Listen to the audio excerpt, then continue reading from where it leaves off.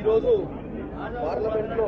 Parliament entrance లో Congress India Lok Sabha సభ్యులందరూ కూడా ఇండియా కూటమి లోక్సభ సభ్యులందరూ కూడా ఈరోజు ఈ యొక్క కార్డు ఏది ఇండియా సింబల్ ఉన్నటువంటి కార్డు ఈ కార్డు లోపల కూడా హిందీలో దేశ్ ఇస్కో మత్ విక్నే దో అని చెప్పి ఒక స్లోగన్ తోటి ఈరోజు ఎన్డీఏ ఎంపీలందరూ కూడా మేము ఒక గులాబీ కార్డు ఇవ్వడం జరుగుతుంది, ఇస్తున్నాం కూడా ఇక్కడ. ఎందుకంటే ముఖ్యంగా గత 10 రోజులుగా పార్లమెంటుని నడవకుండా మా మీద అబండాలు మోపడానికి ప్రయత్నం చేస్తున్నారు. మేము నడవనిస్తలేమని, మేము చర్చకు సిద్ధంగా రావాలని, చర్చ చేయాలని, ప్రజా సమస్యల మీద చర్చ చేద్దామంటే మేము అదానీ ఇష్యూ కానీ, సంబల్ ఇష్యూ కానీ, మణిపూర్ ఇష్యూ కానీ ఇంకా వేరే ఎన్నో ఇష్యూస్ మేము మాట్లాడాలన్న ప్రయత్నం చేస్తే ప్రతిరోజు వాళ్లే ఒక గొడవ వాతావరణాన్ని క్రియేట్ చేయడానికి ప్రయత్నం చేస్తూ హౌస్ ని అడ్జస్ట్ చేస్తున్నారు. నిన్న కూడా మీరు చూసినట్టయితే మేము అసలు ఏ సీట్లో ఆ సీట్లో కూర్చొని వీలైనంత వరకు సభను అడ్డుకోకుండా సభను ముందుకు తీసుకునే ప్రయత్నం చేసినా కానీ వాళ్ళు వీలైనంత వరకు దీన్ని సభను నడిపియొద్దు, ప్రజల ముందు ఈ సమస్యలన్నీ వీళ్ళు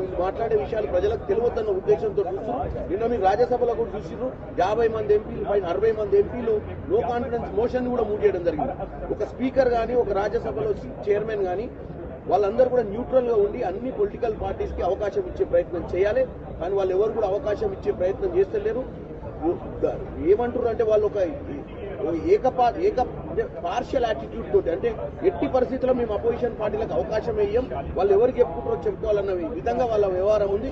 డెఫినెట్ గా దీని గురించి మనం చర్చ చేయాల్సిన అవసరం ఉంది. ఎందుకంటే దేశ ప్రజలందరికీ మేమేదో ఇండియా కూటమి కాంగ్రెస్ ఎంపీలు డిస్టర్బ్ చేస్తున్నారని చెప్పి ప్రతిరోజు స్పీకర్ నోటిచ్చిపోతున్నారు. కానీ స్పీకర్ ఆల్రెడీ నిన్న రావడమే ఒక ఇంటెన్షన్ తోటి వచ్చారు.